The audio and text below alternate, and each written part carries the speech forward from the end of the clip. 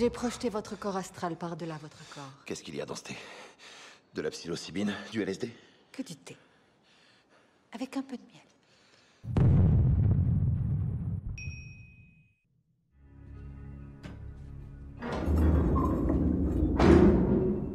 Aujourd'hui, apparemment, on va parler de la suite de Da Vinci Code. Ou peut-être d'Assassin's Creed.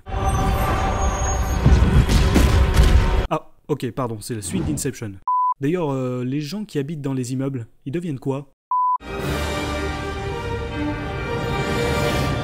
C'est Bruce Willis, je sais, c'est le nouveau Die Hard.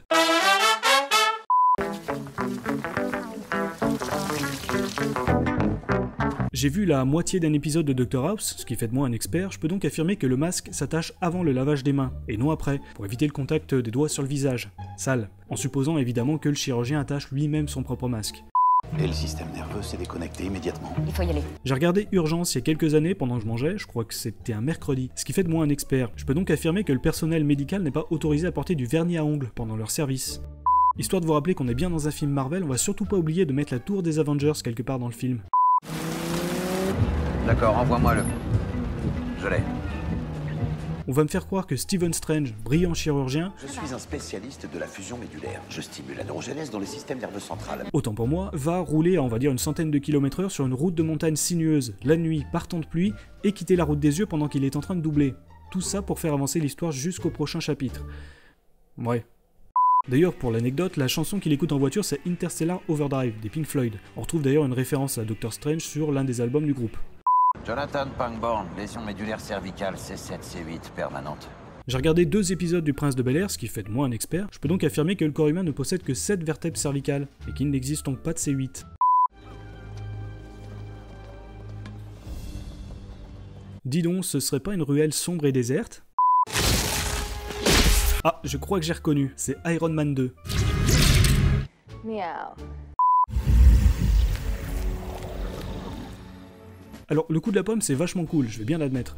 Par contre, j'ai un peu de mal à trouver la cohérence. Quand il avance ou recule dans le temps, la pomme passe de la pomme au trognon, ce qui implique que quelqu'un l'a mangé. Or, c'est pas lui puisqu'il est en train de faire son tour de magie. Peut-être que c'est un autre lui, dans une dimension parallèle, qui serait en train de manger cette pomme. Mais si c'était le cas, pourquoi est-ce que la pomme reste au même endroit, alors qu'elle est en train d'être mangée? La cohérence voudrait que la pomme reste à cet endroit, dans le même état de mangitude que lorsqu'il l'a posée, mais qui moisirait avec le temps, étant donné que personne ne la touche, comme c'est le cas ici. Ah ok, évidemment, c'est Matrix. Bon, niveau décor, ils se sont pas foulés quand même. La cape de lévitation mérite probablement l'Oscar du meilleur second rôle dans ce film. Dommage qu'elle fonctionne un peu quand elle veut.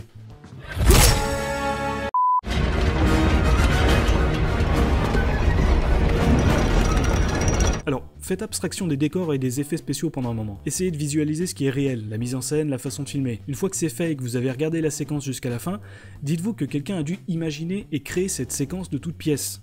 Ça mérite quand même quelques applaudissements. Tu ne peux pas gagner. Non. Mais je peux perdre. Encore.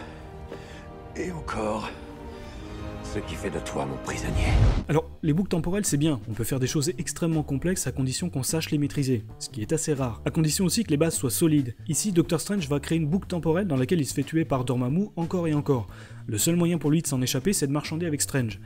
En théorie. En réalité, il lui suffit simplement de laisser Strange ici, sans le tuer, puisque la boucle ne se brise que lorsqu'il meurt. Donc s'il ne meurt pas, il peut juste le laisser ici, indéfiniment, à parler à du vide. L'arrogance et la peur vous empêchent toujours d'apprendre la plus basique et la plus importante des leçons. C'est-à-dire? Il ne s'agit pas uniquement de vous. Ça peut paraître anodin à première vue, mais on vient de voir ce qui est probablement le plan le plus important du film. Pourquoi d'une succession de plans fixes on passe subitement à un travelling? C'est ce qu'on peut appeler le langage cinématographique. Parce qu'une caméra ça sert pas seulement à filmer, c'est aussi un mode de communication. Dans cette scène, l'éclairage va jouer le rôle de la feuille sur laquelle on écrit. On a un éclairage latéral qui va créer une zone d'ombre et de lumière sur le visage des personnages, notamment Strange. Le stylo ça va être la caméra. Strange est en train d'apprendre, de laisser de côté son arrogance, ce qui l'empêche de briller. C'est ce qui a fait de moi un brillant chirurgien. En fait, c'est ce qui vous a plutôt empêché de briller. Et pour nous le faire comprendre, la caméra va changer d'axe en allant de gauche à droite, donc de l'ombre à la lumière. Du coup, ça implique forcément une remise en question. Et ça se passe dans la séquence suivante. Ici, on a la cape, flottant dans le vide, dissociée du personnage. Strange est en train de se laver les mains, comme au début du film, mais cette fois c'est pas pour faire une opération. Il lave ses péchés, face à un miroir, face à lui-même. Une fois que ses mains sont propres, il va attraper celle de Christine, comme il le faisait quelques secondes plus tôt avec l'ancien. Du monde spirituel, ou de la dimension astrale, comme vous voulez, il est passé dans le monde réel. Il est plus le docteur arrogant du début du film, plus l'apprenti magicien égocentrique, il est devenu Docteur Strange, quelqu'un qui n'essaye plus de se sauver lui-même, mais qui peut maintenant sauver les autres. Seule la mort donne un sens à la vie. Nos jours sont comptés et nous rappellent à quel point la vie est courte. Pour terminer, je pense qu'il faut comprendre le rapport qu'a Doctor Strange avec le temps. Si le film se termine par le plan d'une montre, c'est certainement qu'il y a une raison. On voit par exemple que Strange collectionne les montres. Pour lui, c'est un objet qui n'a aucune valeur, autre que son prix. On sait qu'il est narcissique, égocentrique. Vous n'êtes qu'un connard arrogant. Ça permet de renforcer le caractère du personnage. Il veut toujours tout contrôler. Le temps va donc devenir son pire ennemi, puisque c'est la seule chose qu'il ne peut pas contrôler. On le voit par exemple après son accident. Il veut accélérer sa guérison par tous les moyens possibles. Il veut combattre le temps, combattre les lois naturelles. Vos tissus doivent cicatriser. Accélérer le processus. Insérer un stent de l'artère brachiale jusqu'à l'artère radiale. Plus tard dans le film, lorsqu'il se fait attaquer, les voleurs lui piquent sa montre. Il répond en disant que c'est tout ce qui lui reste. Encore une fois, il veut récupérer sa montre parce qu'elle représente ce qu'il est, son statut d'homme riche, on va dire. Et quand il la récupère, elle est cassée. La seule chose qui lui restait de son ancienne vie, à ce moment du film, je précise, n'existe plus. Plus tard, on apprend que la fameuse montre est en réalité un cadeau de Christine, à l'époque où ils étaient encore ensemble. Seul le temps te dira à quel point je t'aime, Christine. On l'apprend seulement après ces événements, donc là encore le timing, le temps, est important. Ça permet donc d'ouvrir une autre porte. Même si son comportement envers Christine était loin d'être exemplaire, il gardait pourtant cette montre sur lui. Il l'aimait toujours, à sa manière. La montre devient donc un symbole d'amour. À la fin du film, il brise les lois naturelles en utilisant le temps, son ennemi d'autrefois, pour sauver la Terre et ses habitants. Il a compris que le temps ne contrôlait plus ses actions ou ses échecs, que le monde ne tournait pas seulement autour de lui. Toi et moi, enfermés au sein de ce moment, éternellement. Dans ce cas, tu passeras l'éternité à mourir. Oui. Mais les habitants de la Terre auront la vie sauve. Tu souffriras le martyre. La souffrance est une vieille connaissance.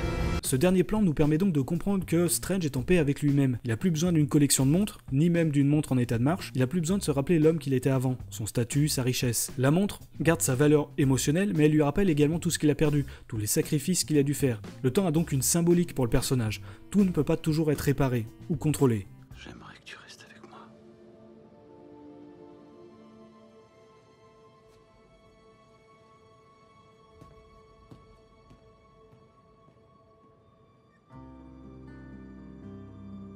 Bref, selon moi, Doctor Strange est l'un des meilleurs films Marvel. L'histoire est certes un peu rudimentaire, j'aurais aimé qu'il y ait un peu plus de prise de risque au niveau de la magie, de la spiritualité, etc. Mais c'est le premier film, il fallait poser les bases et ça reste un Marvel, donc c'est pas si mal. Les seuls points négatifs, c'est la scène de l'accident, un peu trop expéditive à mon goût, et l'apprentissage de Strange qui est bien trop rapide. J'aurais bien aimé qu'on s'attarde un peu plus sur cette partie. Cela dit, pour la première fois, Marvel ouvre un champ de possibilités énorme dans l'univers Marvel, que le film récapitule assez bien avec cette réplique. Nos héros, comme les Avengers, protègent le monde des dangers physiques. Nous, sorciers, le sauvegardons des menaces plus spirituelles. Et ça c'est cool, parce que d'un plan unique, donc le physique, le monde réel, on va pouvoir y ajouter d'autres plans, comme la spiritualité, la dimension astrale, mais aussi visiblement la dimension de temps, voire des dimensions parallèles. Si on prend en compte Infinity War qui, si j'ai bien suivi, devrait mettre en scène les pierres d'infinité, et si on arrive finalement à les mettre en scène de la bonne manière, le climax pourrait être vraiment mémorable. Donc, à voir. En attendant, je salue encore une fois Marvel pour le casting. Benedict Cumberbatch n'était pas forcément le choix le plus évident, et pourtant, ça va être difficile de le remplacer. Ça suffit. Early blend down Silvertown, masquerading as the chosen one. But boy, you're a liar, just a thief.